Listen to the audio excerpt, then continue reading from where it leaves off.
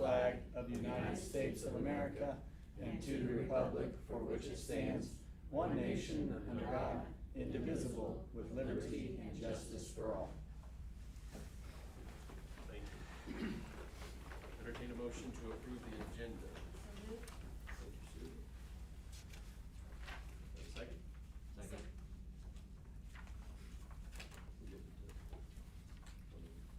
All in favor? All in favor? That's everyone.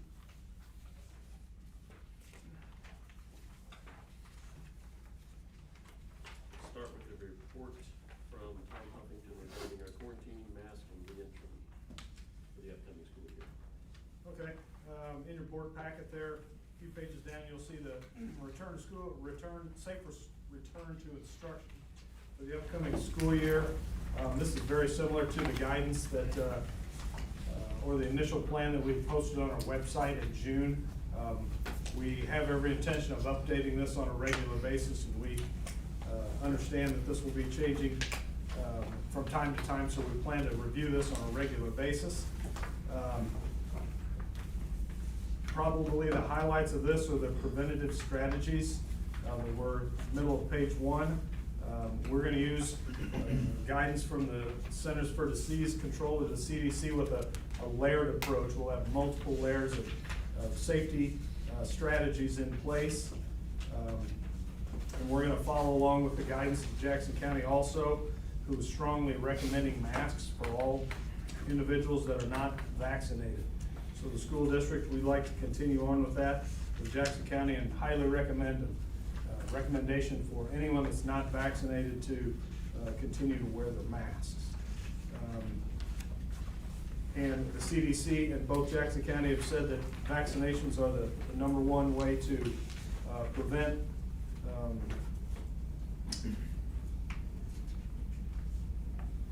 complications from COVID, not exposure, but you know what I'm trying to say. I apologize to you. So we're going to recommend anyone not vaccinated to wear masks. We're going to continue with our physical distancing. We have a plan for our staff as they come back to have some training on if they're having issues with maintaining a 3-foot distance in their classrooms. We're going to help them with that and continue to give them strategies to try and maintain a minimum 3-foot distance to limit exposure. The ventilation, hand washing, respiratory etiquette, we'll continue those all from this school year. We still have plenty of chemicals on hand that we ordered last year with those safety strategies. Screening and testing, we'll continue to do that. Our number one screening technique is for families to screen students at home, continue to keep them at home if they're showing any sort of symptoms, thank you, for COVID. We'll continue to accommodate any students with disabilities. Contact tracing, we've reached out to Jackson County and asked them if the county was going to take over the contact tracing, which is actually a state statute. But I have not heard back from Jackson County on 2 separate occasions. I know some of the area school districts, their counties will actually take over the contact tracing. So I'm waiting on a reply from Jackson County, but I've not heard that yet. But that should be coming any time now. Really, with the new guidance from the CDC that was issued as far as contact tracing and quarantining, really the guidance that they've given us, if you're vaccinated or if both people involved in the exposure are wearing their mask appropriately, they will not have to quarantine. So I think that that's really important. So people that are vaccinated and people, if they're wearing their masks appropriately, will not have to quarantine. And that's coming straight from the Centers for Disease Control and Jackson County. DESE came out last week. Governor Parsons had given a webinar, and he reiterated that same safety measures of quarantine or vaccinations and mask wearing. So we will continue with that. We do have testing available still in the district, and we will work with Jackson County, State of Missouri, and the CDC. Just to clarify, we're recommending masks, not required. That's correct. That's directly in line with Jackson County and the area schools around us. And then just also another point of clarification, vaccination is optional and we are not collecting vaccination cards, is that correct? That is correct. Yes, the district will host, I'm in the process, we're still in the preliminary stages, but Jackson County has offered to come out and provide a vaccination clinic on site. We're still working out the details on that, and that's, you know, a lot of students have mandatory vaccinations, not for COVID, but for other things. That vaccination clinic will be part of that, but they will also offer the COVID vaccination. I'll have more information on that in the very near future. And the only reason that those vaccinations are mandatory because that's a state requirement. That's a state statute, that's correct. Could you reiterate what you said in regards to the contact tracing and the county? Are they are now gonna be taking that over for the district? No, we're hoping for that, but we have not heard back from Jackson County. I know Cass County, their health department is taking over contact tracing in the schools.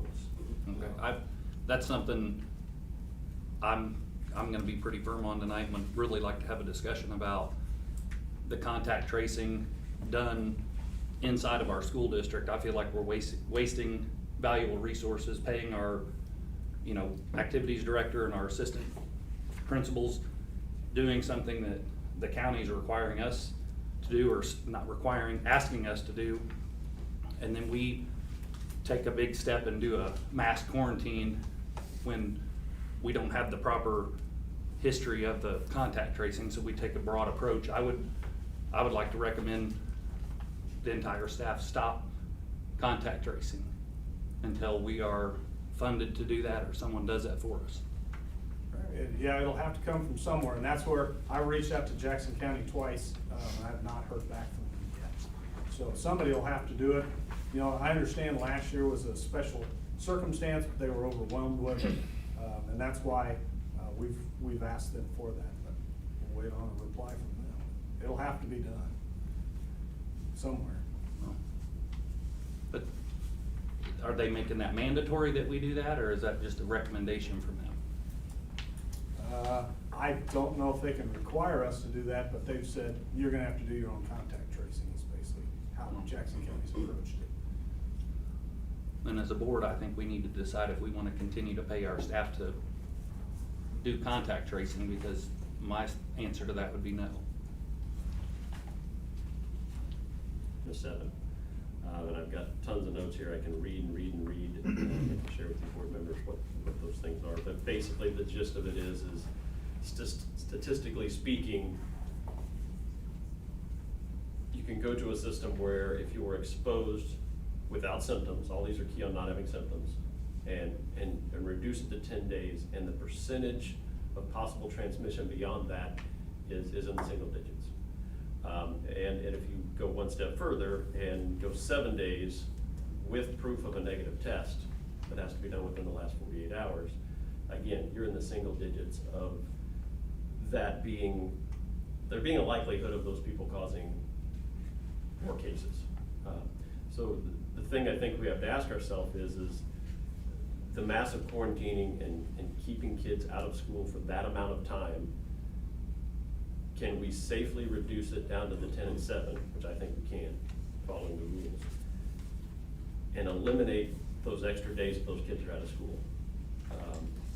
And I think we can do that safely, and I think it's all managing risk. I don't know that you get enough gain for those extra 7 to 4 days, depending on which one you're on, for what you're doing to the kids. For the mental piece, for the loss of education piece, for the economic hardship placed on families, all of those things, we have to consider those too. Last year we were drinking from the fire hose, let's admit it. We were all trying to figure this out, us, the government, everybody was trying to figure this out at the same time, and I think we did a pretty good job of trying to keep our kids in school with no real serious outbreaks or detrimental activity. And we got our kids doing as much as we possibly could in a safe manner.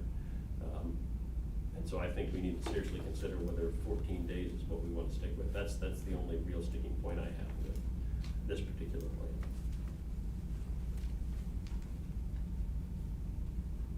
So where do you stand as far as the contact tracing goes? Do we dissolve that, and if there's a positive case, we notify parents by letter and email? Or do we, because that's a lot of time spent by our administration and staff. That would be my recommendation, is you notify the parents. And, yeah. But to some level, doesn't Jackson County have to fall back on the vaccines that are actually the people that have got them? Because if you're vaccinated, you don't have to quarantine at all, correct? Correct. So in a sense, if somebody gets exposed, we call Jackson County and say, hey, we have student A that's been exposed. At that point, who makes that call that they don't have, if they're vaccinated, that they don't have to be there? How do we know? Because like right now, I don't even know, can districts even ask for a vaccination card? No. No, that's being debated. So that's a layer to this too. So if you're gonna have a vaccinated student or staff member, and then you're almost falling back on the county regardless if they're telling you we won't do it, because they're the ones that have the vaccination records. And the other piece of this is compliance. When you make it 14 days, then you have people that just don't get tested. You have people that have symptoms and avoid it. And so the more reasonable we can make this, the less effect, the negative effect we can have on the students and the parents and the teachers, the more honest people are gonna be. I mean, I think, and I think the stats prove that out. They mentioned, again, I'll not bore you with the sections that I picked here, but the prospect of quarantining may dissuade recently diagnosed persons from naming contacts. It may keep them from getting a test. I mean, we've all heard of people that say, well, I'm just not gonna get tested. I think I may have had it, but I'm not gonna get tested because I don't wanna do this. We know that's happening, you know, so we know that our kids, especially at the older levels, are still hanging out on weekends, are still around each other. Locking them at home for 14 days. Most of them are still working. When we get single-digit returns above the 7 and 10, it is, I think, overkill.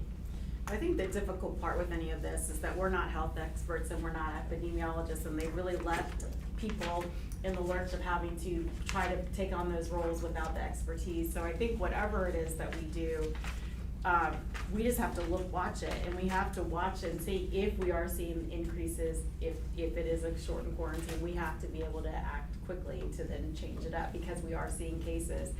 I think what we have to look at is how we're keeping the data, and how do we know when we do have positive cases, so we can see, okay, well, if we only did the kids that were within 3 feet, are we seeing more spread within a classroom for the ones that were the next layer over? I think those are the types of things we have to look at. And as far as contact tracing, how are you gonna do effective quarantining if you don't have somebody that's looking at something to know what to do? So you're almost kind of shooting yourself in the foot if you don't figure out how to do the contact tracing. We have a month, hopefully we can get Jackson County going to be the ones that's doing that.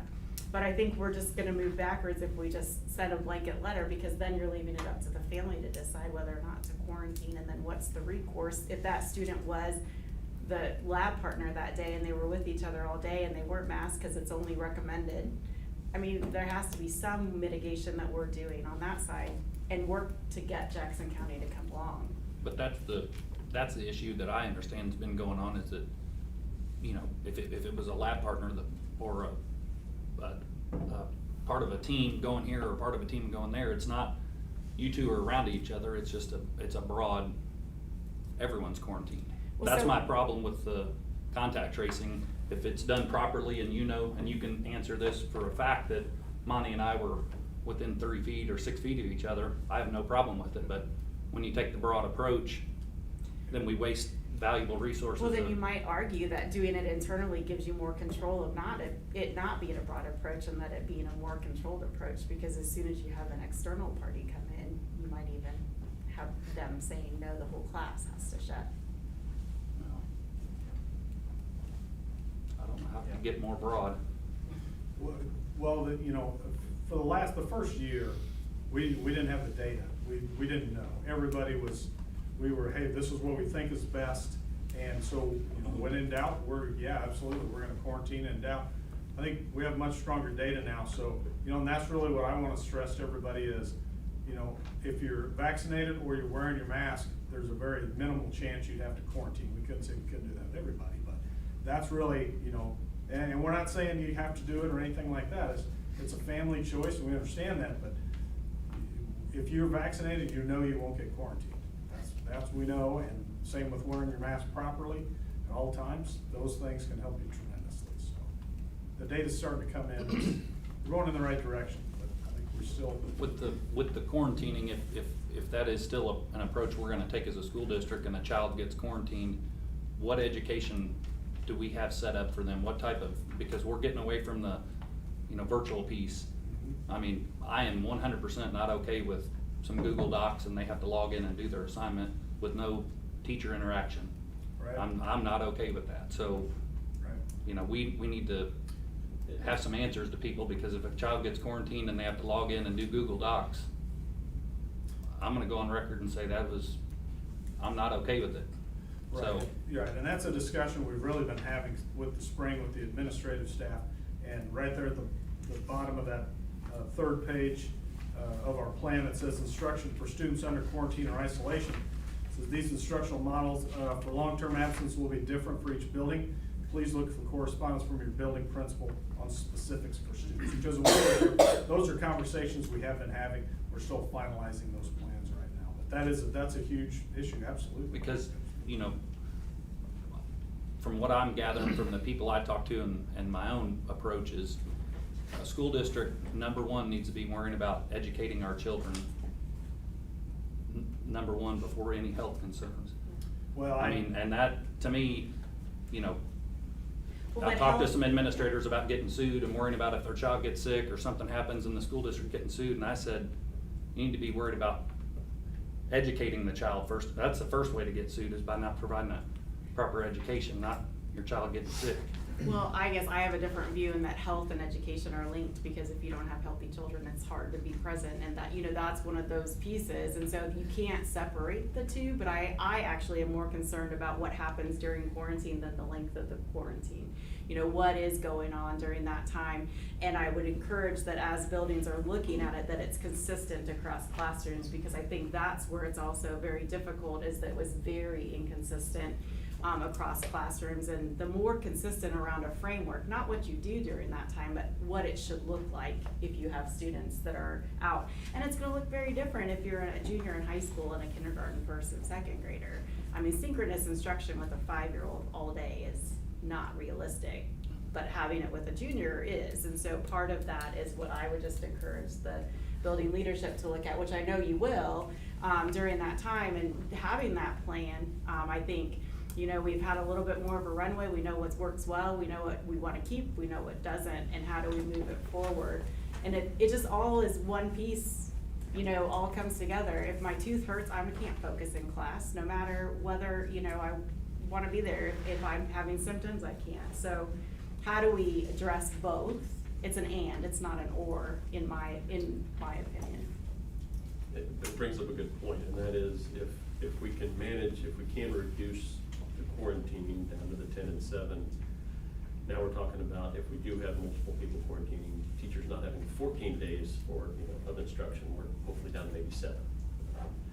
Along with all the other things I said about limited transmission risk and hopefully having a higher level of people just being honest, because a 7-day off is a whole different ball of wax than 14.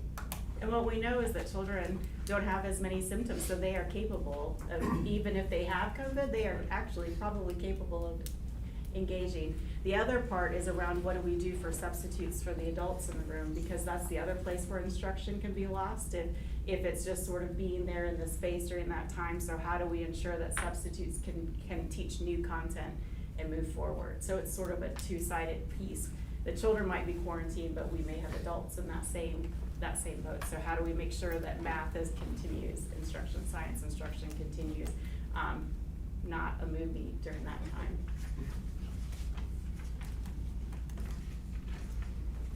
Has there been any determination on a person who has had COVID? I mean, you get a free pass if you've had been quarantined, if you've been vaccinated or wear a mask. But what about the person that's had COVID? That's a great question, and I don't want to tell you wrong, so I'm going to say I don't know 100% for sure, but I believe if they've had COVID in the previous 3 months, they're not required to quarantine. might be wrong about that. So don't quote me on that, I will find the answer to that. I would say it's probably not an end all, but I think finding the answer, but since they still recommend getting a vaccination even if you've had COVID previously, so it would, they assume that it wears off. I will find the answer to that.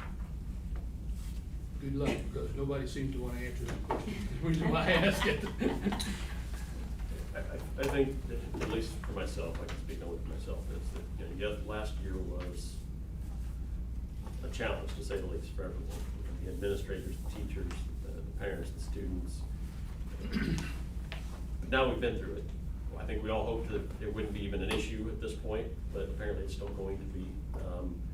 But I think we did a pretty good job of doing what was right for us, for Oak Grove. And I think that's what we need to do here. What's right for us isn't necessarily what's right for Blue Springs or Odessa or pick one, right? We have to do what's right for us.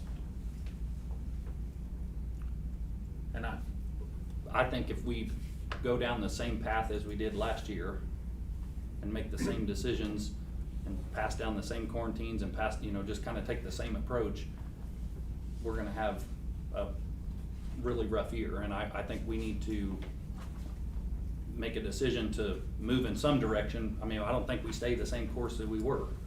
And we need to make some sort of decision, good, bad, or ugly, to make a change. And that's, I don't specifically know what that is, but so as of today or tomorrow, there's no more quarantining? I mean, I guess if you. No, quarantine is a state statute, we don't have a choice when it comes to quarantine. If we have quarantine, we quarantine. But I think it's how you wanna do the contact tracing and I guess the length of the quarantines. You know, well, how you do the contact tracing is really pretty much set in stone too. If you're within 3 feet for greater than 15 minutes, these are for students, and you're not vaccinated or you're not wearing your mask properly, then you would be quarantined. For adults, it's still 6 feet. So the contact tracing wouldn't change, but I think just the length of the quarantine. And then, would we need to, then for those that have a positive COVID test, would it be helpful within this plan to also say what the length of their quarantine is from coming back into the school building after symptoms clear? I think it stayed the same. It's still 10 I think it's days. still 10 days. But I think it might be helpful to include that. Sure. Because that's a different piece. And I think that was part of the frustration, is that people that had COVID actually quarantined a shorter period of time than people that were exposed. I can add that. But if the school district's not keeping track of vaccinations, how do you tell someone they're quarantined or not quarantined? Well, couldn't the family decide that they want to share that, yes, their child was vaccinated in order to gain access back into the classroom? I mean, you would have But to if you prove don't, at that point. I don't see how you require someone to. You don't, I think you say you're quarantined, and they say, like, no, kid's vaccinated, you say, okay, you're not quarantined. But you Other require than them that, to, we're not. I thought we just said you can't require them to. You don't require them, but if you want to get out of the quarantine, if you were within that 3 feet or without a mask or whatever, then, I mean, I don't know why, if you were quarantined, why you wanna, or if you were vaccinated, why you wanna keep that some secret. I mean, you could share it with the nurse and medical professional. Well, it seems to me we'd be safe in some guidelines. Yeah, I'm That's the not beauty pulling this about out the of thin air, CDC. the CDC updated an alternative, I don't say that wrong. You're not An flying. alternate plan that can be adopted, and that alternate plan is the 10 and 7. And I would like to see us adopt 10 and 7 as opposed to 14. So when you say 10 and 7, are you saying 10 days isolated and 7 days quarantine? So it's 10 days quarantine, again, these are both without symptoms, and I can share all this with you, but 10 days, with no negative test, so if you test positive at 10 days. If you're around a person, so if you're exposed, with no test, it's 10 days, with a negative test that has to be completed after the 5th day, then it's 7 days. So in other words, if you were around someone who did test positive, from that exposure, on the 6th day, you have a negative test, on the 7th day, you're good, after the 7th day. as opposed to having to sit through another 7 days. You can reduce that in half. And it's, again, I'd be happy to read all the stats for you with that, but it's literally single digits in increased risk of exposure.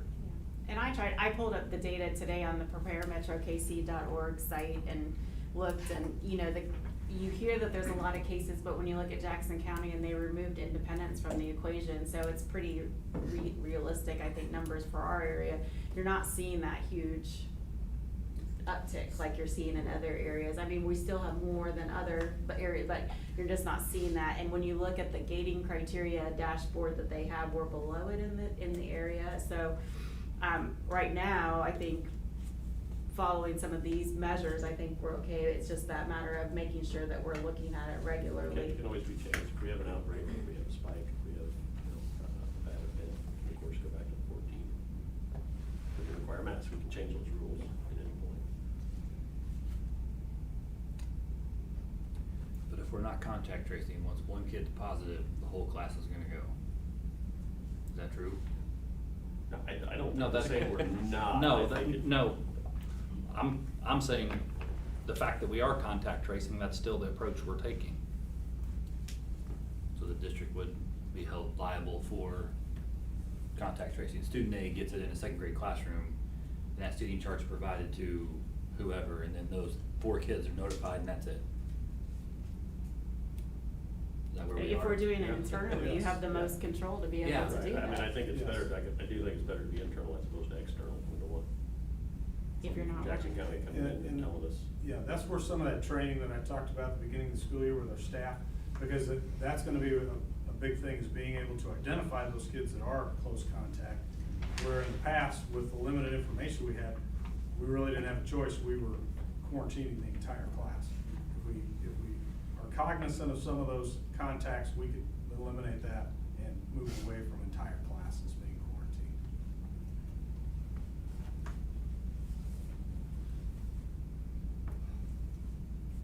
Then I think the other thing, just to reiterate and say out loud, is that masks are required on the buses. On the buses, yes, I'm sorry, I forgot. Yeah. That's a federal mandate that's still in place, that's correct.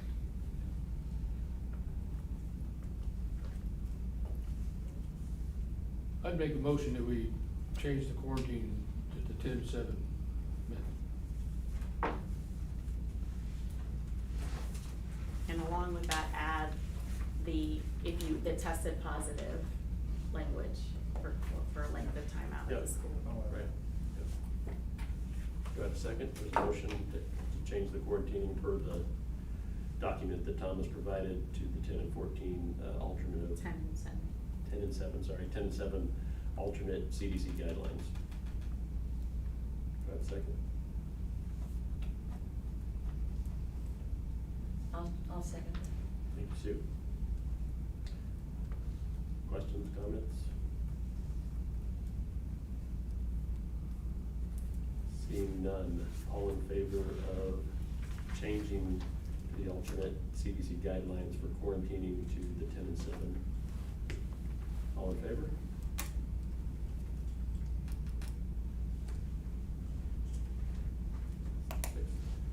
All opposed?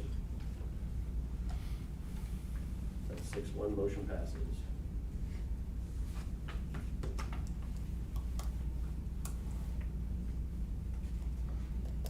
I just had someone text me and tell me specifically school districts are not required to do contact tracing.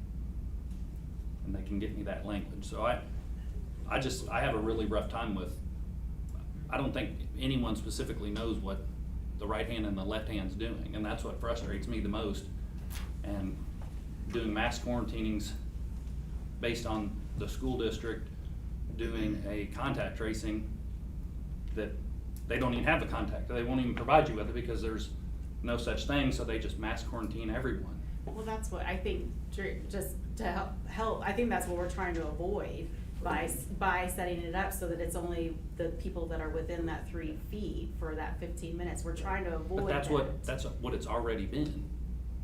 What are we gonna do different to, I mean, what are we gonna do different to make sure that that takes place? Why have we been doing that for the last? Most of our masses come from our sports and athletics, so Yeah. how is that gonna be affected is I think what what you're asking Yeah, more than I mean, anything. I don't understand You take out that. an entire football team unless they're vaccinated.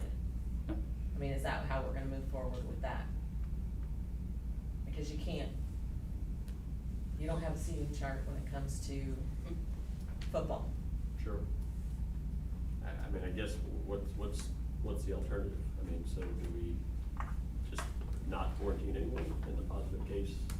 No, I'm just asking, I don't know. honestly, I I'm don't just know the asking answer. how are we gonna handle that, because that's gonna be the question the community's gonna ask. Right. I Because do we think have- it'll be significantly reduced based on, one, some people have vaccines. I think if you're over that 3 feet and have a mask, if you choose to, there'll be people that choose to.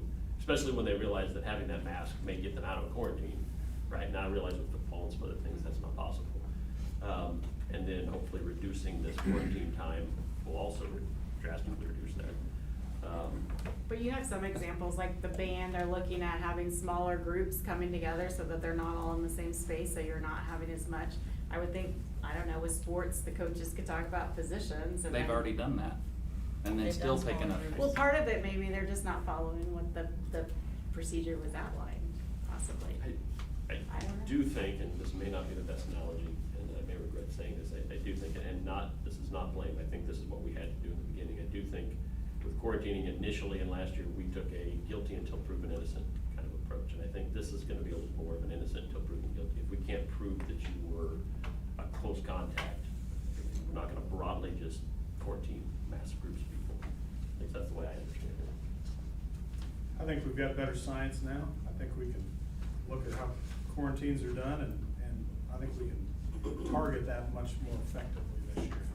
We just didn't know last year, so, you know, safety's massively important.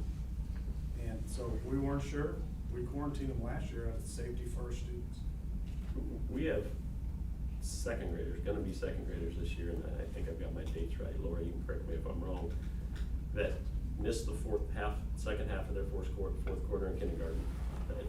There may be some of them that got quarantined as a cohort last year and missed significant time. And if we don't reduce this, they could have that happen again, and they could reduce, I mean, in their K, first and second, some of the most critical years for their learning, you could have missed 10% of their schooling. You know, not, and on top of the fact that we went 4 days, right? So I think anything we can reduce that and still be safe is just smart. Is it easy? No. Is it fun? Is everybody gonna agree with us? No, but. For me, the biggest sticking point on all of this is the contact tracing, because from experience, the 3 times my children were quarantined last year, it was entire classes, and that was both in the primary and elementary. So that is the one thing in this plan, talking about how we're going to contact trace within the 3 feet for students. The first time that we hear an entire class is gone, it's gonna rock everything and that we just are talking about in this plan. And so that's a lot of pressure on you, admin, school nurses, whoever it is that has to do this, because if that's where this plan's going, and the first time that it comes out that this 3rd grade classroom is now completely out because one kid's positive and we have no idea, that's what ruins this plan. Because by doing this 3 foot and the 7 and 10 days, that's what keeps kids in school that truly weren't exposed, but we don't know from a contact tracing, it has to be there. Like, we can't have the full class, especially, that's what I'm saying, especially for the younger kids. The sports teams and stuff like that, I get it, that's way harder to trace.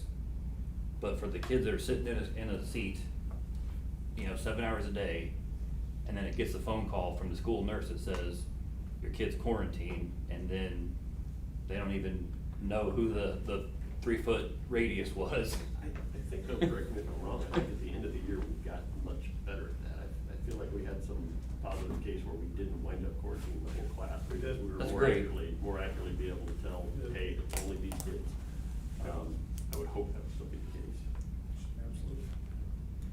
So I'll take that responsibility. It's hard, I mean, and that's where, getting the Jackson County piece is huge, but I'm fearful that they're not gonna step up to the plate. They'll throw stones from afar. Well, they're stretched just as far as every district is, and then they have to be with every district and, too, so they have, they were not staffed to be epidemiologists and trained contact tracers, so they're still staffing up to do that too. I just, back to the, you know, contact tracing and the, you know, someone getting their shot and, you know, having a record of it and having to call in. I think separating students based on a, you know, shot and having to call in and say, or produce something to get access to something that some other kid has, I just feel like that's driving a wedge in between people, and it's basically, Well, it's borderline a HIPAA violation. you know. That's where you get in trouble. That's why the county has to do that for that, because the county health records have the vaccine records.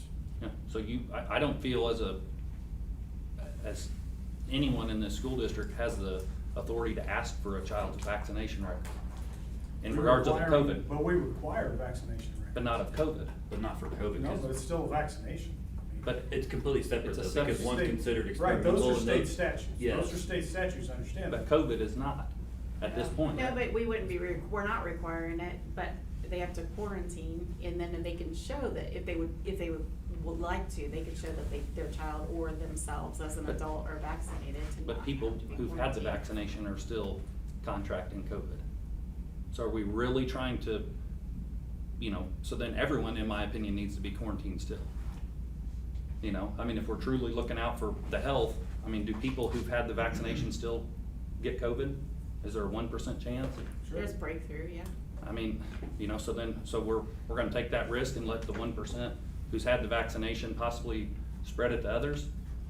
Well, You know, I Because mean, It's all about Just for- mitigating risk. It's the yeah. same thing for my argument for going to the 10 and the 7, is that risk manageable and is it low enough? I mean, like we said before, you know, there's a risk in letting your kid drive to school. Yeah. I mean, you know, there's But all what's those the- risks, and we all have to, as a family and a school district, determine what risks are acceptable. And- what risk are we talking about still with children? I mean, is death even talked about with children? It is, yes. Yeah, right here, I wasn't gonna read it because I didn't wanna be dramatic. No. Yeah, I mean, it's- 271 is from the CDC site. In the entire United States? COVID deaths, very low. It is very low. It's But very not low. unfathomable, Yeah. right? It's very low until it's yours. But So, you, Just a point of clarification, I guess I just want a clarification on where you are, Drew, because I've heard two things. I've heard, I don't wanna quarantine, I wanna quarantine everyone. I'm I not think it quite needs to sure be- where we're trying to go. I think it needs to be equal across the board. So you would rather have the whole class than just the radius? No, I think he's talking about the vaccine. Vaccine, with the versus vaccine, I don't think you, differentiating between the two. Same falls with the people that have already had it too, you have to verify that as well. I guess I don't understand the resistance to, if you're quarantined, why wouldn't you say, hey, no, never mind, I got the get out of Exactly. jail free card, I've got the vaccine. Or but my what if kid you does. say you've already had it? I guess you would show a positive test, right, and it's within the 3 months, right? Tom said he was gonna clarify that. Yeah. He said it, right?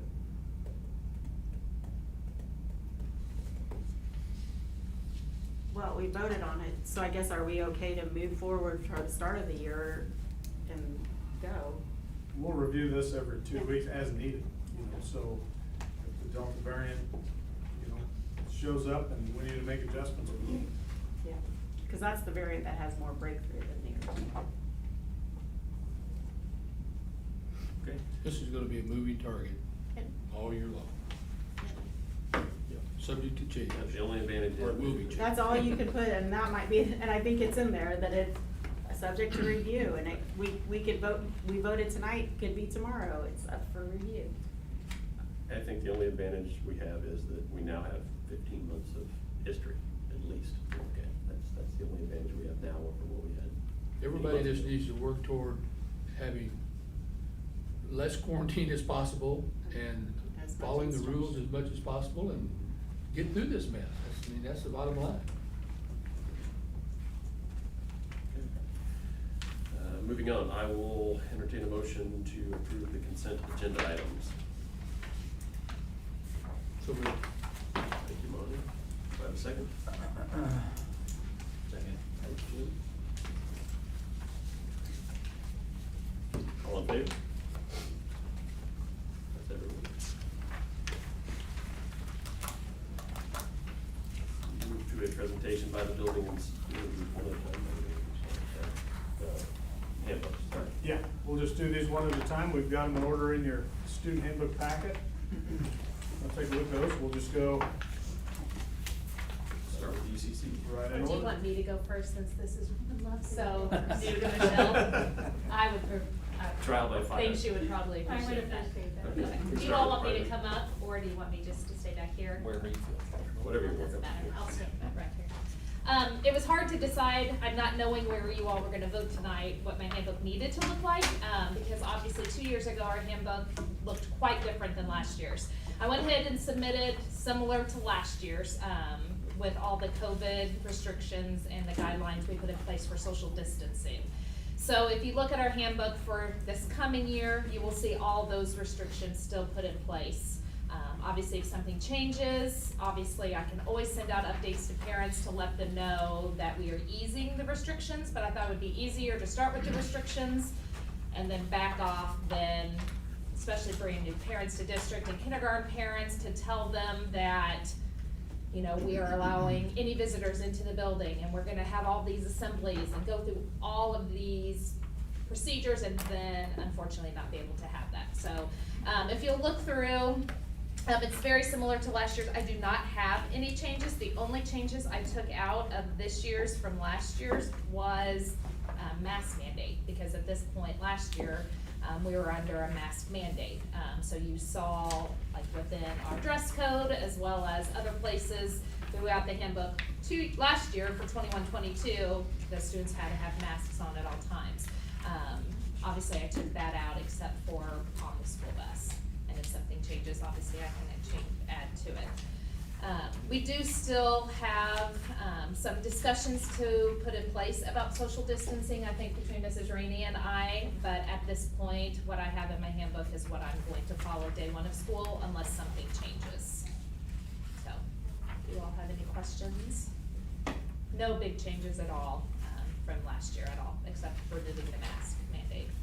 I have a question, this is gonna sound totally, probably off the wall, but as I was reading through this wonderful handbook, you guys aren't allowing celebrations for birthdays, you're not allowing them to bring in cake, and what is, because everything has to be store-bought now anyway, so why can't we It go was ahead the and do that? sharing of food, the student going with a thing of cupcakes and doing this So to can every we, student. can And we at do that that point, and just have the teacher, because, I mean, that is something that the parents and the kids, they really, I mean, with everything else they're dealing with, it would be nice to be able to do something fun. And they're not doing field trips. So, I mean, it's just a discussion we could have. We were advised last year to not have students share food.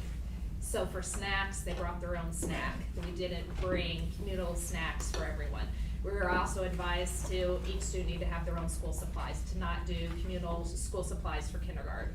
So for us, if we weren't allowing kids to share school supplies, they probably shouldn't bring food to share between others. We couldn't decipher one from the other, so we were just very black and white about it last year. We also discussed that maybe going to one day a month versus, you know, somebody brings in cupcakes this day, somebody brings in cupcakes this day, because then you're passing those out all the time as opposed to one time a month, possibly. We also talked about that if things change dramatically, that this could be changed as well at any point in the year. It's just what we have in place right now. We were also trying to limit visitors in our building last year, because again, if a parent came into the office or came into our schools and spent more than 15 minutes in close contact, obviously, then we were contract tracing adults. And parents bring in all those birthday treats and bring them all in to us. So we were trying to eliminate the congestion in and out of the building constantly. And that's where Misty came up with the idea of maybe having one day a month. Just something, so not every day, because we have close to 5 probably birthdays a day, and usually 5 parents would show up every day bringing in items, just to avoid, because then if that parent called us back later and said, oh, I tested positive, they took out the office staff. Because sometimes, you know, some come and go quickly, some stay, and well, or something that you could do too is see if the parents would be willing to donate and the teacher go and purchase the whatever. Because then it would be handled by one person and they could still have something. And I don't care if it's once a month, just do something fun for them. And that is especially if exactly- we're not gonna have the field trips. And we because- did do that for special occasions that we had, we just didn't do it for birthdays, cause birthdays are daily. So that's where we're talking about maybe doing a birthday celebration once a month, that we could do something, cause if not, a teacher would, it's daily, you know, in an elementary classroom, so. But yeah, ideas we're throwing around, cause it wasn't anything we wanted to do either, and I think we actually put in information we sent to parents. We're hoping, we told parents, if something changes at the end of 21-22 school year, we would recognize all those birthdays. You know, if something cleared up in March, April, or May, we would have recognized all those kids, but we were still social distancing and doing everything towards the end of the school year. We really didn't even have the green flag yet, or white flag in summer school, so even for summer school, we didn't allow birthday treats in, so. It's just hard, no one knows any of the answers. So are we adding, so you talked about masks are now just recommended, are we gonna put some of the same language of what's in here in the handbooks then, once now that this is approved? Okay. Great. Thank you. Any other questions? Sorry. Thank you, Lori. Okay, thank you. Thank you. Michelle? Okay, I actually streamlined our handbook quite a bit to match Ms. Euler's, because ours had a lot of the stuff, the wording that the high school had in there. So I took out about 6 pages that the high school used and just streamlined them to look like Ms. Euler's did. Ours does differ, we do allow birthday stuff, but it has to be dropped off at the front door at the beginning, because our parents walk up with our kids anyway. So it has to be in the score bag and dropped off at the beginning of the day, because we have snack in our classroom every day, that's part of our daily routine. So that's, the only thing that's really different than hers. Everything else, there wasn't any of the COVID stuff in ours last year, I added all that in there. Otherwise it looks pretty similar to Ms. Euler's. Any questions?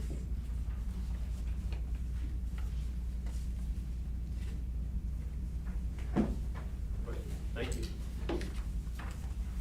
At the elementary, ours is very similar to the primary as well. Obviously, we don't have the kindergarten enrollment information in the elementary, but that's about the extent of the differences. We do have, sections that do have exactly what Mrs. Euler was talking about. It says, until further notice, you know, we're not allowing visitors in, or until further notice, this or that. That gives us the, option of changing that if something changes with, COVID procedures and COVID numbers. So no big changes in the handbook, just making sure that we had our bases covered with those COVID procedures and protocols.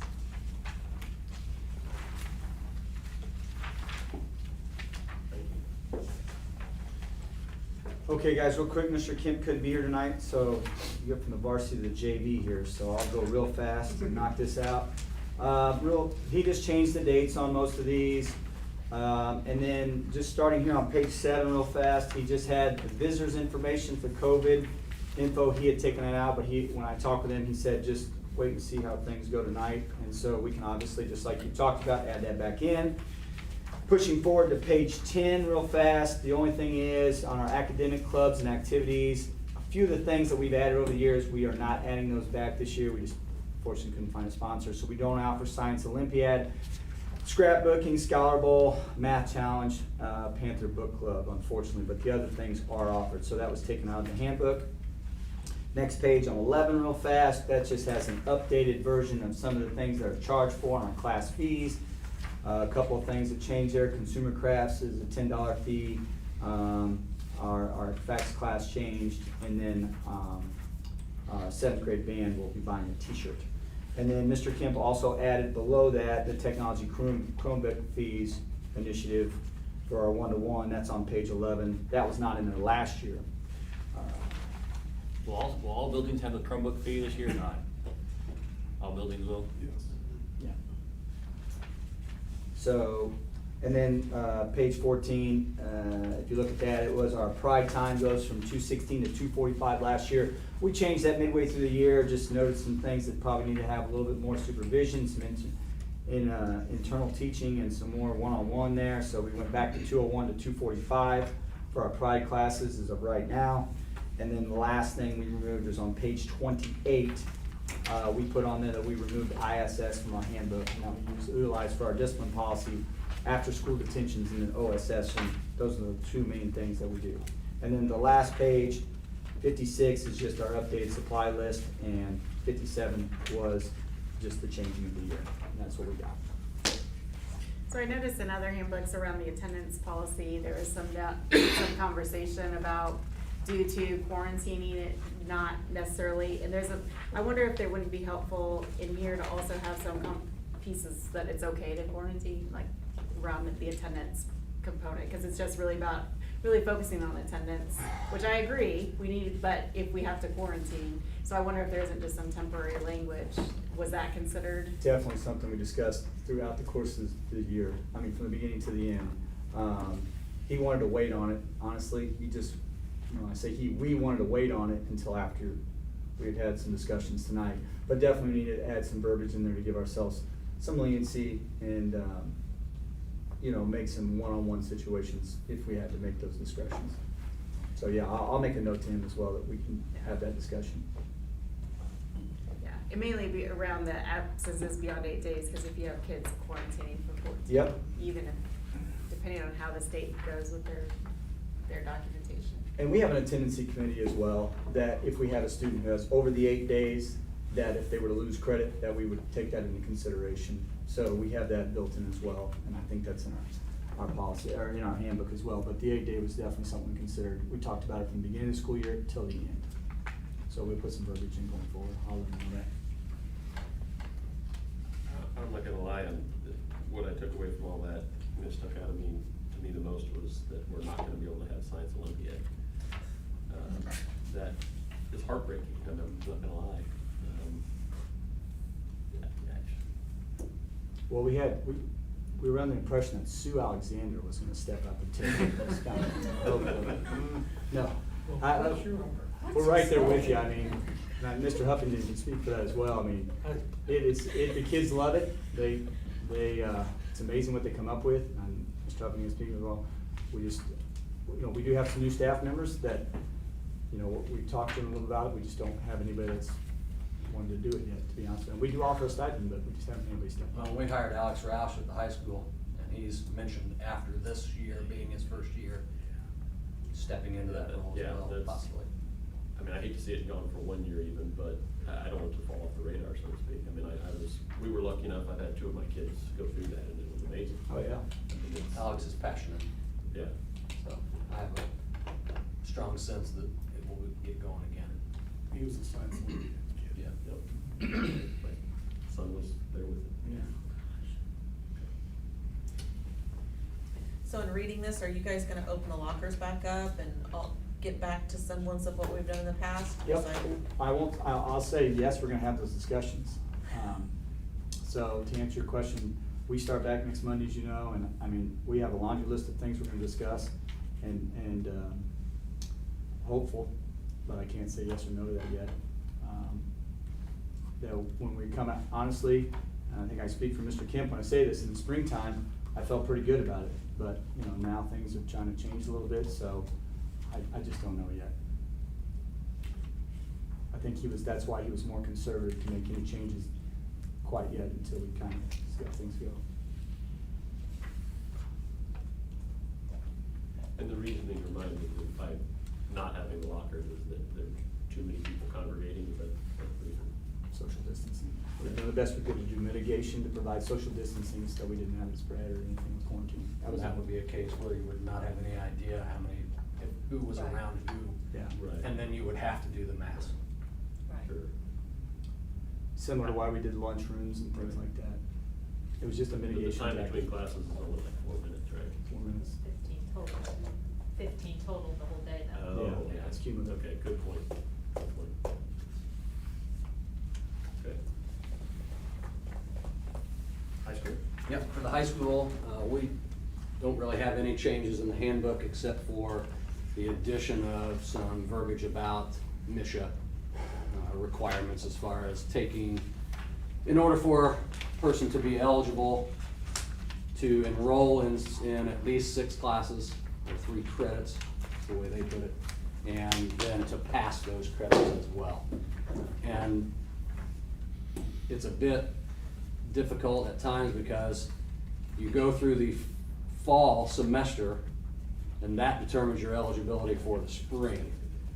So the spring classes then determine your eligibility for the fall, right? And so we just added that information in there because we'd had several conversations with parents along the way with that. And so added in there so that it's up front and everybody has it. And it's obviously in the activities handbook. Not sure how many people actually sit down and read it, but it's there. And so I wanted to add it in one more place so that we could have it for that as well.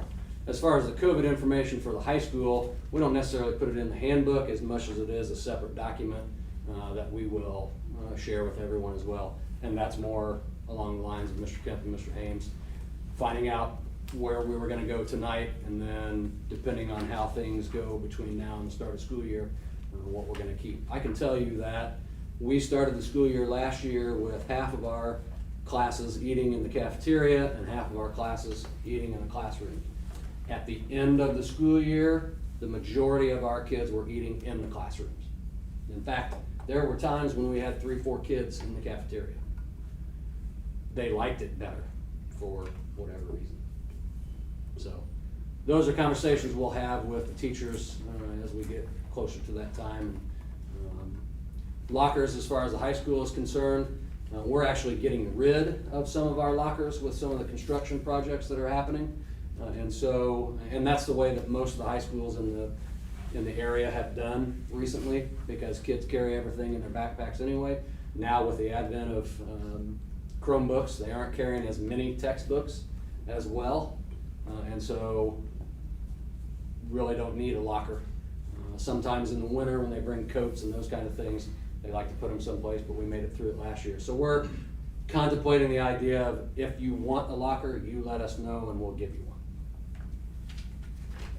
But again, right now, to start the year, we're gonna go with no lockers because of the congregation. If you had to venture a total guess, what percentage do you think of the kids would actually ask for a locker? Beyond the freshmen, Green Valley said with their new additions last year, they started having freshmen through high school, or through seniors sign up for lockers. And the freshmen, they said about 75% of them did the first year, and then it's declined every single year since then. And about a quarter, to 30% of the 25%. of the upperclassmen. So it might be possible to assign them spaced out enough to where social distancing. If they sign up, we would certainly keep that in mind for sure. To answer, I don't know the answer to that question. You know, I mean, you're gonna lose it either, I guess.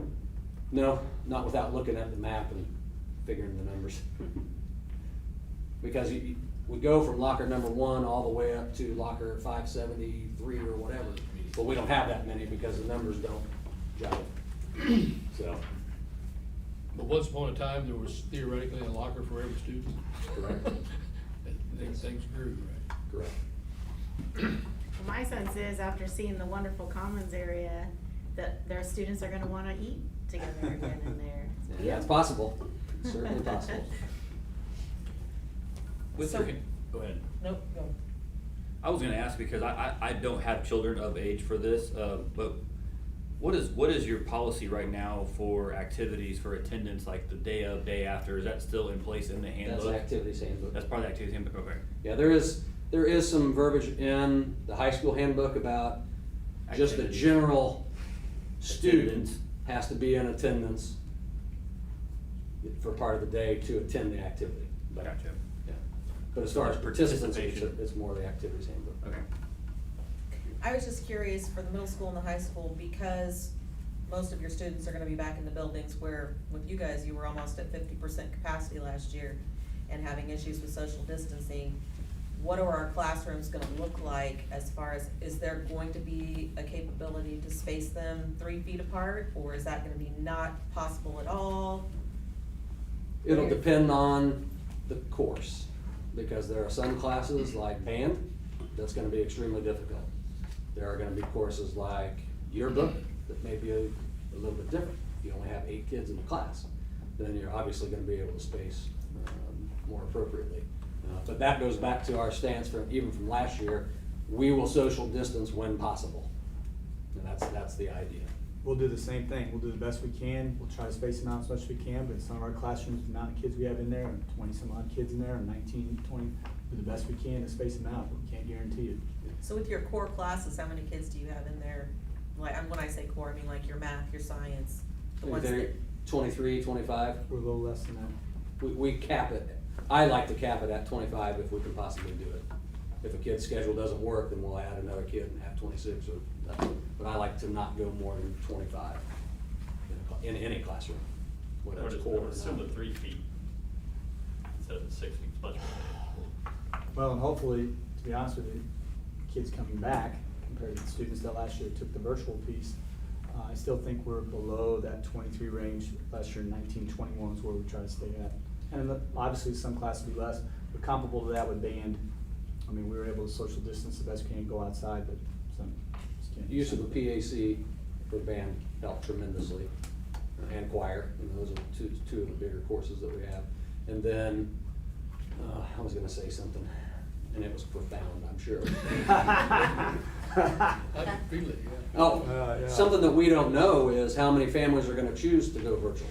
We don't know that answer yet, you know? Most of the kids who were virtual last year that I talked to at the end of the school year, whenever I saw them, hey, are you coming back? Yeah, we're coming back, yeah, we're coming back, yeah, we're coming back. But there's still a handful of students I know who are gonna go launch. They're gonna go that direction. I just don't know the exact number of that yet. And I hope we get that soon.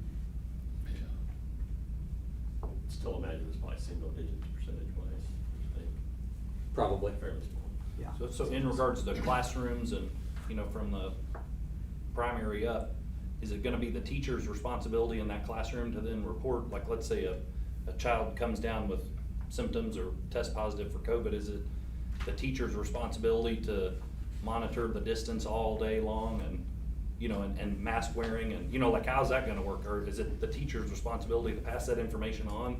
Yes. In our building, the teacher, obviously, we have them spaced out the best we can, and they have a With seating seating chart. charts, And then, if that comes up and the student was tested positive, then they immediately tell us, and then we go through the contact tracing forms that we go through, with our nurse, and we go through line by line, each student who was within that, which would now be 3 feet, and then that's how we get it going. And we're obviously relying on parents to tell us that information too, Yep. when they test outside. Because that's what happens at the high school level, at least in the last few cases, is they've tested at work and found out that they were positive, you know, something of that nature. And so we obviously still rely on the parents to communicate with us when those situations arise, for sure. Our teachers have been phenomenal in getting the information back to us as soon as possible and doing the best they can in the classroom to keep them separated while still bringing content curriculum to the forefront. And I can tell you, my personal approach was, if there was a doubt, we went ahead and opted for the safety of the kid.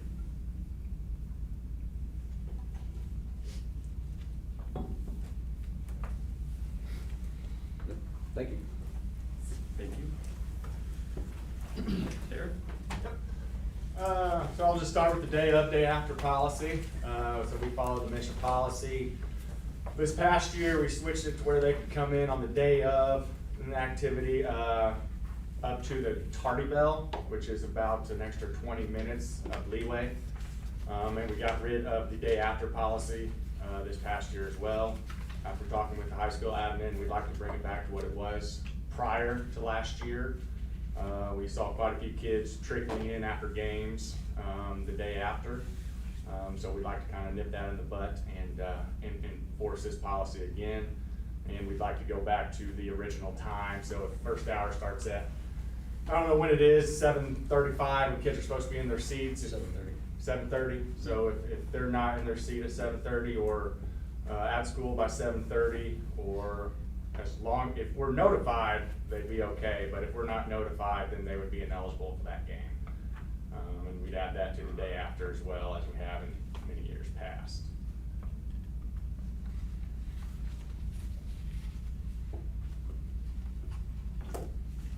I think last year in the meeting when we discussed that, the board had come to an agreement, and I know we're rolling into a new year, but while there's still COVID policy going on, we had talked about, while there's still any COVID talk, that those were all gonna be put on the back burner for, until COVID's gone. I think the way we voted was for the year. Okay. To reassess, yeah, if I remember correctly, yeah. Okay. But we're still dealing with quarantines, we're still unsure of, you know, when kids are gonna get to play, when they're not gonna get to play. And then you're not just talking about sports, you're also talking about choir, band, debate, because it's co-curricular functions as well, Yep. which affects their grade. So, and they take that class, and my interpretation of it, they take that class to participate in those functions, not to have to write a paper if they miss that class or whatnot. So they should be able to experience that versus not if they're tardy or they come in late the next day or whatever the circumstances may be. And I know we've talked about, I think last year we talked about maybe incorporating something where there was a warning. The kids they had one warning a year, that the parent was notified, the student was notified, if circumstances like that come up. And I think it happens where you're gonna have a lot more questions, is the freshman coming in, not familiar with, if they call in and say, hey, I'm gonna be late before the bell rings, then that's then there's an okay for that to happen. Instead of, because when you're rushing around, I don't think about it with my kids, I'm just trying to get them there. I would hate to take away anything from the kids, especially when it pertains to affecting their grade and an experience that they should be able to have. And I'm pretty sure a lot of the community parents feel the same way. But that's just me.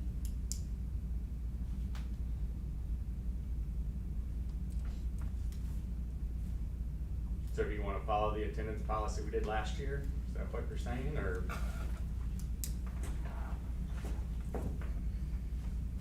I personally have never had a real problem with the day of, day after. I do think it holds the kids to a higher standard. That's what you guys have come to us over and over and over and said, that you feel like it's a positive thing, that the amount of these cases that happen is small. Obviously, there's always gonna be situations where parent messes up and doesn't call, and the freshman kid who couldn't drive themselves there has an issue, right? And so, yeah, it was brought up at some point to offer some sort of, at least one warning, right, or one write-up, right? You get a pink slip before you actually have to miss an event. And the second time, it's really hard for a parent to come in here and say, hey, we got hosed, we didn't know about this, even though they're told, even though they signed in the handbook.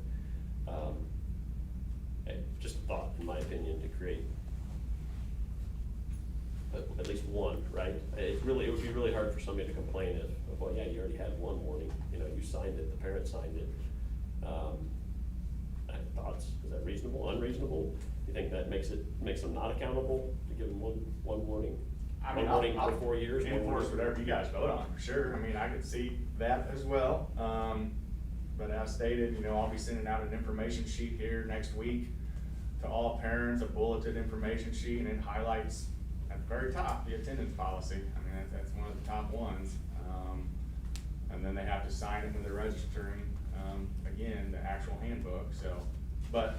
How many times a Even if year, you know, how many times a year does the kid have to miss something? You, I'm gonna say it's over 10, probably. The middle school is probably under 5. I'm just trying to tell you more than I would a year, it's probably less than that.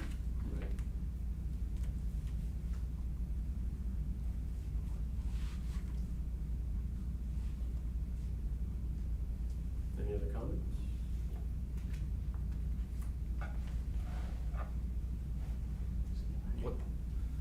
What Tamara said in regards to the co-curricular stuff, I'm pretty adamant about that too. Like, I have a really strong belief, and you guys weren't involved in those conversations last year, but there's kids that'll take, show choir or swing choir, Or band. which are band, that's for a grade, and if they're late the day of an activity, they can't participate in the, That night. and then their And their grade. grade's gone by that, so it's like, you know, If it's they at don't an. do the alternative assignment.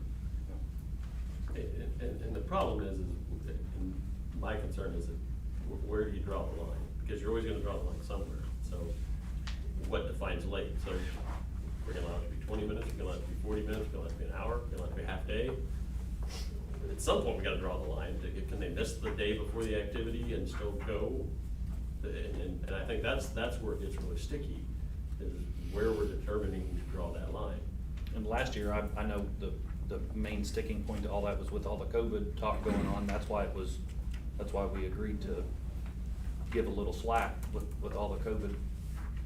The thing about, to me, this policy though, for the day of, day after, these are all extracurricular activities.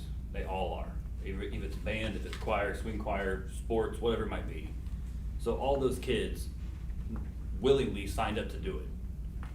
So- Well, not the band stuff, that's not voluntary, that's like part of it, it's 25, it's like a test. No, I'm saying, you didn't have to join band though, like, I didn't have to Right. become a band member. But they joined it to do those performances. Exactly, I get that, but I'm saying is, but this is all extracurricular things. These are things that if a normal high school kid come through, you don't have to do any of this stuff. You could just take classes here at Oak Grove High School and never be in band, never be in choir, never play sports. You don't have to do any of this. It's all extracurricular. You don't have to. You could be just a not involved kid and do nothing. So to me, if this is all extracurricular stuff that kids are choosing to do, you're taking that on. So this policy creates more work for administration to have to enforce this. If my kid chooses to be in this, why does this policy have to even be in place? Because at the end of the day, if you don't show up for school, your grades are gonna suffer. And if you do it enough, you're gonna become ineligible. So to me, this policy creates more work in our admin team to enforce this because, you know, if you're not in your seat at 7:30, now we have a pissed off kid, a pissed off parent because you're missing games, you're missing events, now it's grade suffering, now you gotta write a paper. This policy to me, it almost doesn't make sense at its core because this is an extracurricular thing that these families and students are choosing to do. And it's an education. I mean, it's just like anything else. You're choosing to do this, and if you don't show up to school, it's just like later in life. If you don't show up to work, if you don't show up to college, there's going to be consequences. But so I mean, we're trying to put the policy in place to hold them accountable. But by the time kids are in high school and they're 15 years old, this policy to me just I don't know. That's just my belief on this, is that this is an extracurricular thing across the board for all things. Because, I mean, nobody makes you be in band. You choose to be in band, then you have the concert to come with it. But that's still an extracurricular thing that you chose to take on. You chose to be a football player. You chose to be a wrestler. And now you're You take on the extra responsibility or state. yeah, you're a student athlete, so you know that, I've got, away basketball games. I have, choir concerts I have to do, but still have to do my homework tonight because I have to turn the assignment in tomorrow. I mean, if you start skipping school because you're doing extracurricular activities and your grades suffer, I mean, there's so many ramifications to it. Your GPA goes down, so now you may not be as qualified for a scholarship later on in life. You may not, it's almost like the accountability behind this is us as adults trying to force kids to still do what we want them to do, but it's still an extracurricular choice that they're all making. But it puts so much stress on the admin to sit there and hold every kid when you're watching, okay, was that kid a basketball player? Was he, at choir last night? I mean, if there's a band concert, how many people go to a band concert? A lot? That's what I'm saying. So the next day you're looking at the attendance report and you're like, okay, what kid was late first hour? You know what I'm saying? So that's part of this. There's a lot of work that goes into just this one policy throughout the entire school year. But it's an extracurricular choice that all of these students are making, whether it be a fine art, a sport, whatever it might be. And to me, this policy in itself. Well, which part of the policy is MSHA required and which part of it is Oak Grove? MSHA states that you have to be in school all day the day of an activity unless it's pre-approved by the superintendent or administration. Day of. So it's the day of. We added the day after to hold kids accountable, to make sure you're not sleeping in after a long night, you're getting to class first hour. The higher expectation. And that was added Sure. years Long time ago, and we got away from it last year, so. Our thoughts were to bring it back this year, but if, we'll do whatever. This plan worked many, many years, it worked just fine. It only comes up once or twice a year at most, because of some special, circumstance, and some star of sport was late, and they didn't get to play, or wasn't gonna get to play. And that's why this comes up every time. To me, we need to get back to the concrete thing that we always had. The only exception I would make is that I believe that the, one giveaway or one tardy or whatever would. Warning, a freebie Warning, type or thing. whatever you wanna call it, would be a compromise, particularly in the situations of this COVID deal, but I think we need to get back to what we've always had and get on with it.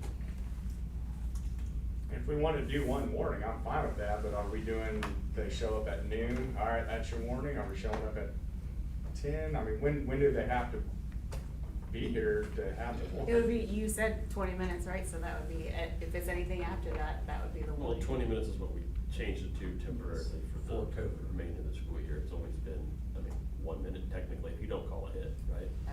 The student handbook says that you're considered absent after 20 minutes. The important characteristic is there is a remedy. All they gotta do is call. Yeah. There is a solution to the problem. They've got, they don't have to, none of them have to go down into this road at all if they'll just call. Call and say what though? My kid's gonna be late, I'm gonna be late. and that's it? Yep.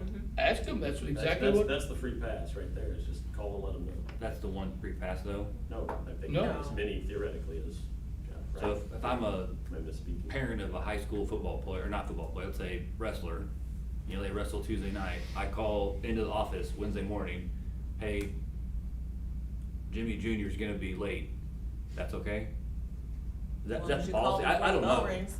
I really don't know, Call so, before school so we know where they're at. and that's it, I mean, That's the simple solution, and it's. I will tell you how it's held, and unfortunately in other districts, the phone call from a parent isn't enough, especially if you're a student athlete, you have to provide some type of, you can't just call in for your kid and say, hey, my kid's not gonna be there. That's not acceptable in other districts, unfortunately. They make you provide doctor's note, dentist note, and, cause that just feeds in, so basically all you're telling parents is. We do that too. But that's the way it was for years and it worked. Jimmy, I think it's more. Oh, I get it. The situation that typically runs afoul, and correct me if I'm wrong, is kids running late.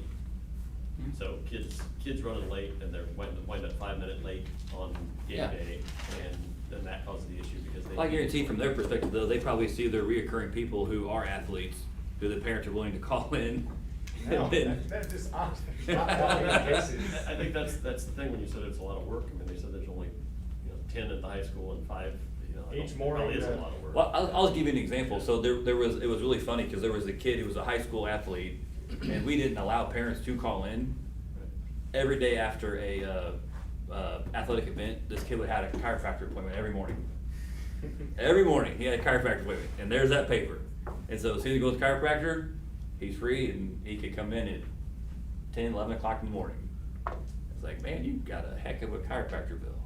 Well, and we ran But that's into the some- policy they ran into. We ran into some forged doctor notes last year too.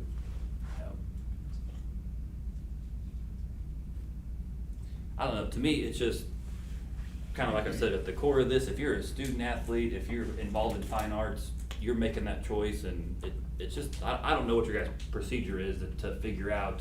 Every morning, we have kids that are in activities. Yeah. On a roster, just run a report. And it's, That's we what I'm don't saying, look at I mean- all, every kid in the Oh, school. yeah, I got an no. activities roster, We share their with- attendance. My secretary sends a report to the coaches and sponsors every day so that they can check it. To And know, then again yeah. at the end of the day, so that they can check it again. Because the MSHA side, obviously, that's a MSHA guideline that you can't mess with, but our day after policy, I'd be surprised, it'd be interesting to see what other districts really do. 'Cause I think the day after policy is something I know we've done, but a lot of them unfortunately just gone away from it. I just guess because when you're fighting. Well, I guess what I'm hearing is that it's not a lot of kids, it's not like 70% of the kids are impacted by this, it's the few, it might be chronic, it's worked, seems to work. You're okay with monitoring it, if that's your recommendation, I don't. And honestly, I did not know it was just seriously as easy as just a parent calling ahead, like you're saying, just a communication piece, I mean. And the high school policy says, you know, that it's gotta be a valid reason, you know, so. Is they're running late a valid reason? Most normally, they go into more detail than that. Like their car won't start or something. Yeah, in the middle of winter. Yep. You know, we've had the flat tire before, and the doctor's notes, the dentist notes, we do all that anyway. And that's usually, I mean, that's an easy one to call ahead. Sometimes they do a week ahead too, and then you have to remember, oh yeah, I do remember that email or that phone call, so. But if they admit they overslept, that's a problem, right? Correct. Okay. Just to clarify. Yeah, we don't want people to call and lie to us Right. necessarily, but, not gonna say that it hasn't happened. In the middle school, they can't drive, so if it's an habitual problem, we talk with the parents. And we'll take action if we have to, but we really didn't have any issue with it last year. Yeah. I'd say if this is what the coaches know that works, they're the ones that have to enforce it. Well, and that's the other piece, is when we polled the coaches and sponsors, they wanted it. They wanted it in place Right. to help hold the kids accountable. I can't necessarily speak for the sports, but I've had 2 kids go through band already, and it's, when you're getting close to competition, it's drilled into them from the band directors. Don't forget, you have to be day of, day after, on time. Especially because their Emails competitions to are parents, emails on to Saturdays Right. too, Right. so. And their first hour, so he wants them there first Yeah. hour more than anybody, because he gets Exactly. to practice there. Were there any other aspects of the handbook that have changed besides that piece? So last year we also went away from the academic probation policy that we had implemented a couple years ago. After seeing the F list that we had, this past spring, I believe we have 84 kids that if they wanted to participate in a MISHA activity, they would not be allowed to because they have those 2 Fs and they did not make the credits. And then, so we would like to re-implement that as well. Basically, at each grading term or cycle, we run the F list of those kids involved in extracurricular activities. If they have an F or more, they're supposed to start doing tutoring each week. I think it's 1 hour a week, until the next grading cycle. And when that next grading cycle comes out, hopefully, they've raised their grade from an F up to a C minus. If they do not, then they're ineligible until they do get it up. And I have a lot of coaches are in very strong support of this as well. I think some of them would actually do something of this nature on their own, if we didn't bring this back. So, like I said, with the amount of Fs we had this past year, I think we definitely need to make sure we're working with these kids, and this is a good way to track it and get them that extra tutoring, that extra help, to keep them on track. I think everybody's behind right now, so let's try to get them back on track. Really becomes a safety net, right, to make sure they, because otherwise they're left to their own devices to get back on track, right? Am I correct? Or- Which is what happened this school year. Did you have much success with the tutoring aspect of things? The previous year? Yeah, Absolutely. okay. You weren't able to do anything last year? We didn't use this policy last year Okay. because of COVID. Right.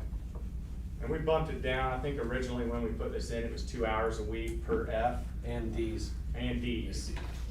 So it was just too much tutoring for the kids, honestly. Yep. So we bumped it down to Fs only, and it's only 1 hour per F per week. And that can be in the mornings or after school, at lunch, whenever teachers are on contract hours to get that extra help. And we're adding Panther Pride time back in this school year, That'll be huge. so that'll be a time for them to get that extra tutoring as well. High school still do study hall? No, Gone. gone, long time ago. Favorite class. Any questions?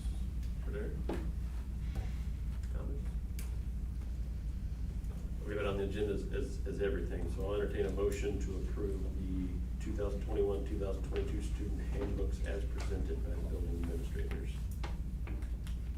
So moved. Do I have a second? Second. Thank you, Ronnie. All in favor? 7, thank you, everyone. We'll have a graduation update presented by Mr. Selman. So, obviously, we did graduation at University of Central Missouri last year because we didn't know at the time that we needed to make the decision if any ceremonies were going to be held at ERLDS in Independence. From my perspective, while UCM provided a great venue, we didn't get to practice, so it was get there and try to get all the kids through and let them know what they're doing. Then we went and took pictures, and then we went straight to the ceremony, all on the same 2 or 3 hour time stretch that we were there. With the Community of Christ, we're able to go and practice the day before, and so it's easier to focus on what we need to focus on at the practice situation. When we got to UCM last year, there was no one there to meet us. The doors were all locked. I was banging on a door that said exit only because I could see somebody through the door, and the guy comes to this door down here and he says, "You know that's an exit only door, right?" I'm like, "Yes, I know that. I can read it."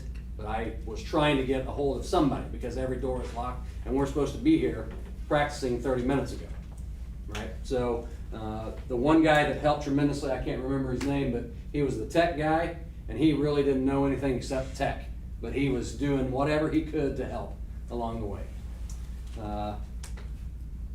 We got through the ceremony. I thought it went as well as could be expected, and gave the seniors the time that they deserved. Judging between the two venues, I would recommend going back to the Community of Christ Auditorium. It's big enough to fit us. We've got the practice time built in. There's never a time when somebody wasn't there to answer a question or let us in or help in some other way. It's almost a tradition to do it at the Community of Christ. The main difference is the price. As we know, it was tremendously cheaper to go to UCM, but I think we also got what we paid for, right? With Community of Christ, it might be a bit more expensive, but we get what we pay for. My recommendation is that we return to Community of Christ. Oh, and so the question was, well, will they even be able to have graduations? Okay, they did actually host ceremonies this past school year at Community of Christ. It was very late in the season, but they were able to open their facility to have that done. And so I'm really bringing this up now because the Gallup Community of Christ is asking me for my dates. Because we're number 8 on a list of 13 schools that go to Community of Christ, including the independent schools, which are already set.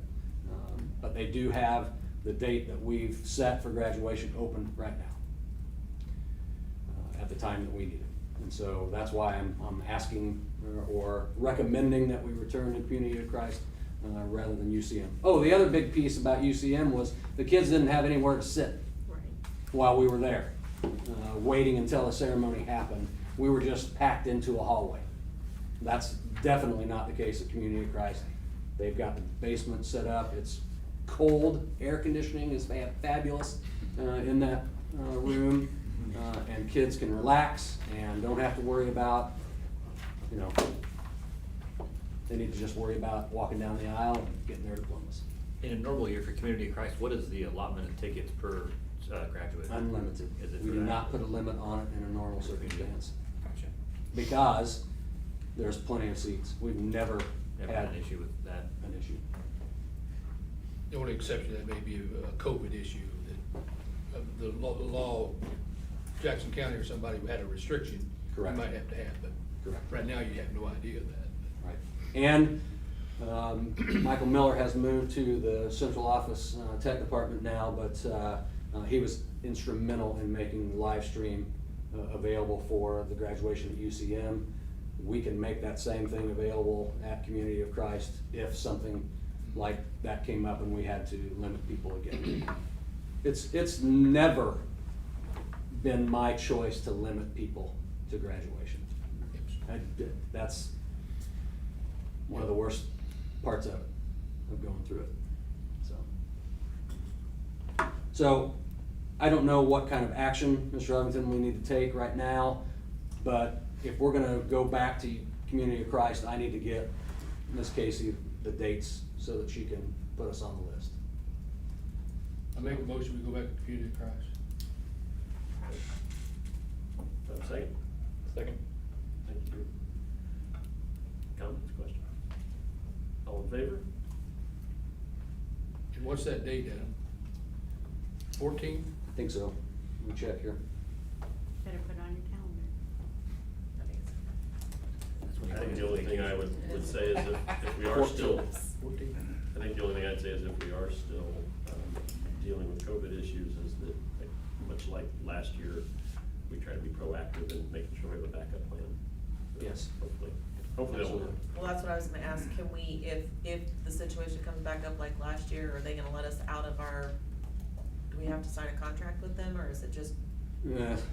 It's an agreement, just to make sure that we follow the rules that they have in place more than anything. So if we decided to move it to a different, it wouldn't be a problem? Not a problem.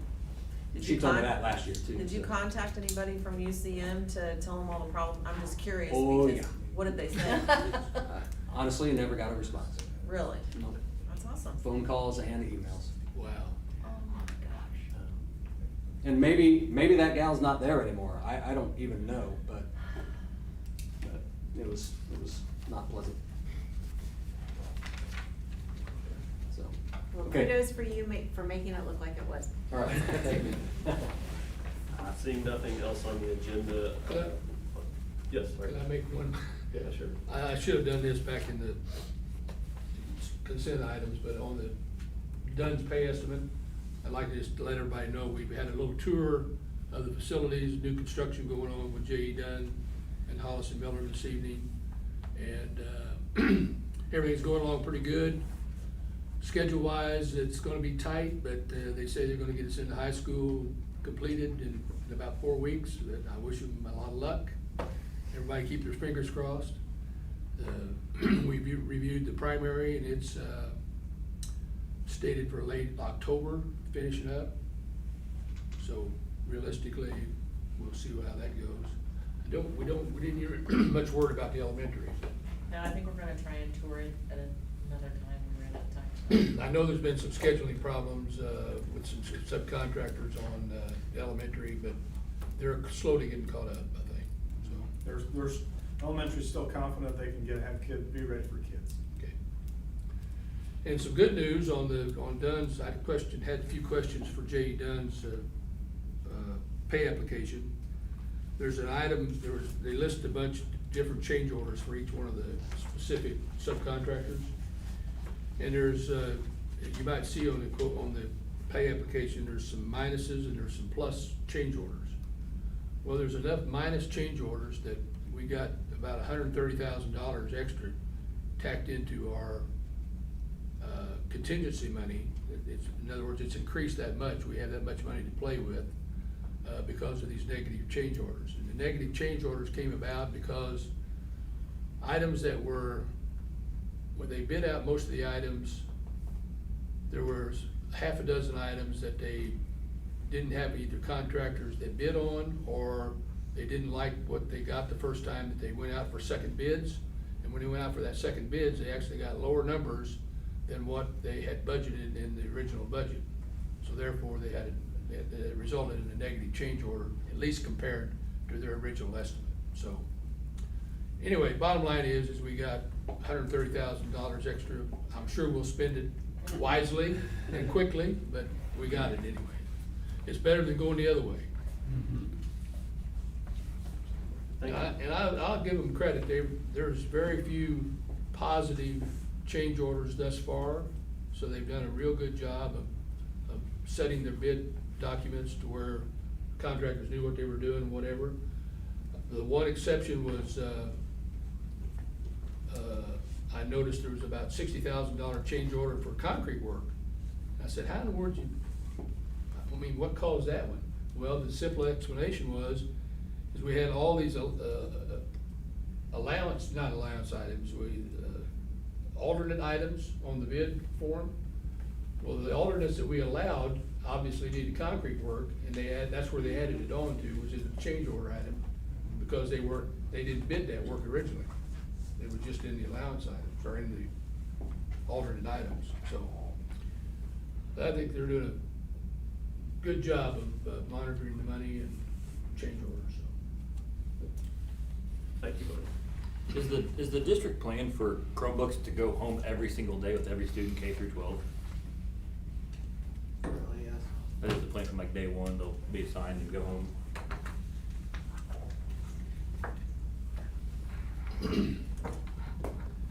If no other items on the agenda, I'll entertain a motion to close open session and go back into closed session to finish up from the board. So Thank you, Moni. Second. Thank you, Sue. All in favor? That's everyone? Thank you, everyone. Thanks, guys. Appreciate it. Have a good evening.